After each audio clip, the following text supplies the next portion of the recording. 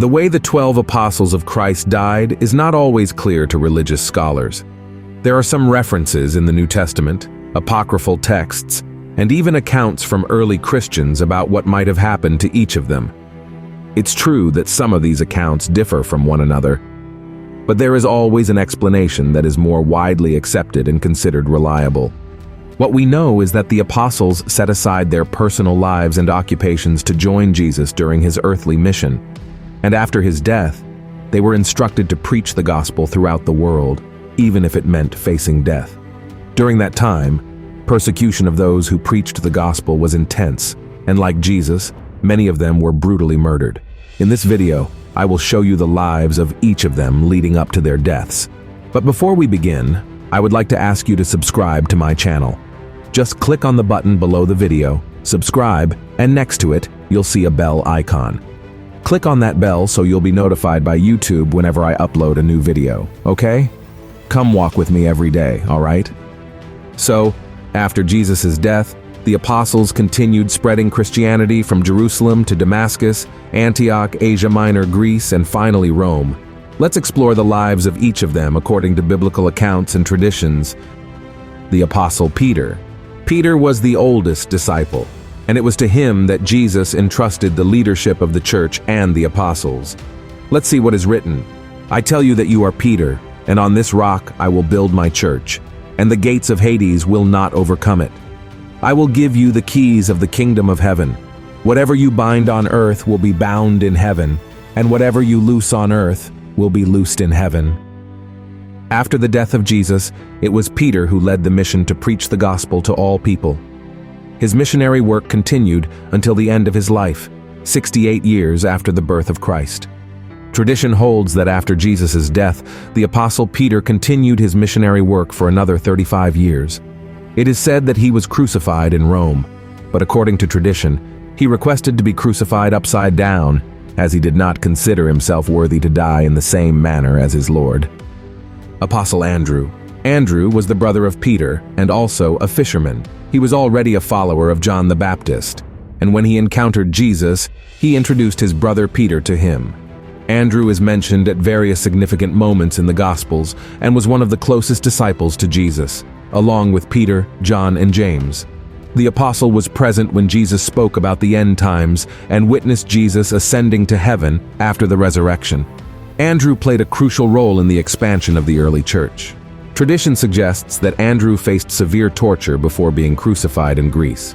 He was on a mission in the province of Achaia, where he was crucified on a cross in the shape of an X. Centuries later, his remains were discovered and transported to Scotland by sea. According to legend, the ship carrying his relics sank, and to this day, there is an island named St. Andrew. John. John was the youngest disciple of Christ and was also known as the disciple whom Jesus loved. Alongside Peter and James, John was part of Jesus' inner circle of friends, witnessing miracles and revelations. He was the only apostle to accompany Christ to his crucifixion. According to tradition, John, who was still young, was thrown into boiling oil but suffered no harm. Later, by the orders of the Emperor Domitian, John was taken captive to the island of Patmos, where he received the revelation of the Apocalypse. It is believed that John died of natural causes at the age of 94 in the city of Ephesus. Philip. Philip was the third person called by Jesus to discipleship. The apostle participated in many miracles, and it was to him that Jesus posed the question of how to feed the crowd during the episode of the multiplication of loaves and fishes. Philip continued his mission in Asia, in the regions of Phrygia and Hierapolis. The story of Philip's death is unclear, and to this day, it's not precisely known how he died. There are accounts suggesting he died of natural causes, but some scholars believe he may have been hanged, stoned, or even crucified in Hierapolis. Bartholomew. There are few references in the Bible about the apostle Bartholomew. His name is mentioned only in the list of disciples, and according to some records not found in the Bible, the apostle preached from Asia Minor to India. It is said that he was skinned alive and crucified upside down in Albanopolis in Armenia. There is another version in Catholic tradition that claims he was whipped to death, and his body was thrown into the sea. Matthew. Matthew was a Jew with good financial standing as he worked as a tax collector, collecting taxes for the Roman Empire. Tax collectors were looked down upon by Jewish society, but it was while serving in this role that Jesus called him to follow. As the author of one of the Gospels, Matthew revealed many details about the ministry and life of Jesus. According to reports, the apostle traveled throughout Persia, Judea, and Ethiopia, where he is said to have been killed. The cause of his death is reported to be from a sword wound, but there are also those who believe he died of natural causes. His tomb is located in Salerno, Italy. Thomas. Despite few details in the Bible, we can perceive the personality of Thomas, an honest but pessimistic and skeptical man at certain moments. In the episode where Jesus decides to return to Judea to resurrect Lazarus, risking being stoned, Thomas then makes a comment about the decision. See what he said. Then Thomas, also known as Didymus, said to the rest of the disciples, "Let us also go, that we may die with him." This demonstrates his sincerity, but after the death of Christ, the apostle gained prominence in biblical accounts by stating that he would only believe in the resurrection of Jesus if he could touch his wounds. Thomas earnestly wanted to see Jesus, but his eagerness turned into disbelief. A week after Jesus resurrected, he appeared to Thomas, showed him his wounds, and the disciple then believed. There are accounts suggesting that Thomas died from being pierced by arrows while he was praying. His death is said to have been ordered by the king of Mylapore in the Indian city of Madras in the year 53 after Christ. Simon. Little is known about Simon beyond his origin. He was a native of Cana in Galilee. There are no details about his death, but according to Catholic tradition, the apostle was sawn in half with a saw. In some historical writings, the apostle is said to have been martyred at the age of 120 during the reign of Emperor Trajan. Other versions claim that he was crucified or burned alive in a fire in Armenia. James, son of Zebedee. James was the brother of the apostle John, and the two were nicknamed by Jesus as the Sons of Thunder. He worked on his father's boat in partnership with Peter and Andrew, and it was on the shores of the Sea of Galilee that they became disciples of Christ. James was also part of the inner circle of disciples closest to Jesus. He was present at the resurrection of Jairus' daughter, the Transfiguration, and in the Garden of Gethsemane. James was the first apostle to be martyred, and the only one with a biblical account of the event. He was beheaded at the command of Herod around the year 44 AD, the same time Peter was imprisoned, as mentioned in Acts chapter 12, verses 1 and 2.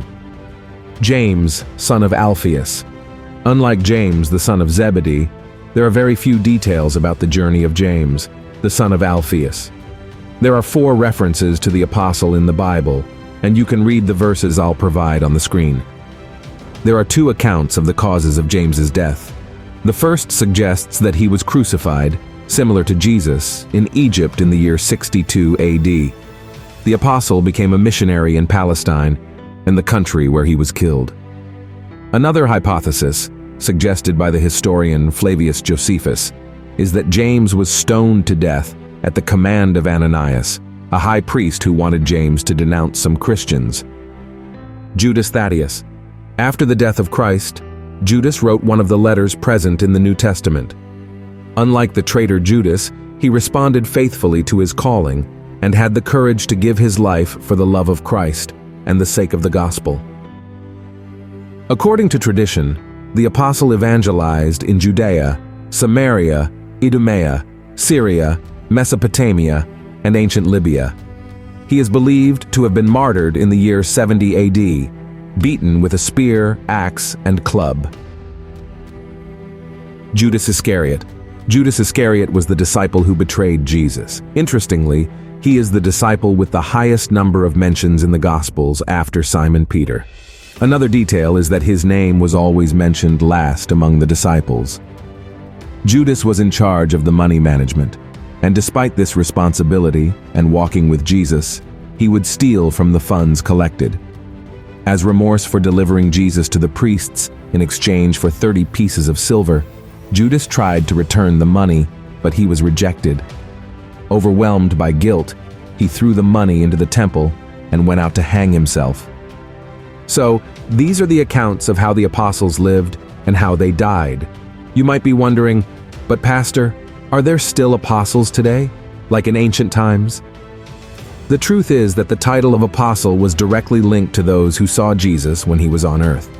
However, Ephesians chapter 4, verse 11, also says that God appoints some to be apostles. Because of this, some denominations today consecrate individuals who believe they have this ministerial gift. The fact is that every Christian has a call from Jesus to proclaim the gospel to those around them, and those who obey this command follow in the footsteps of the apostles who gave their all so that many would know Jesus. Amen? If you enjoyed this message, share it with your friends and subscribe to my channel. I'll see you in the next video. May God bless you.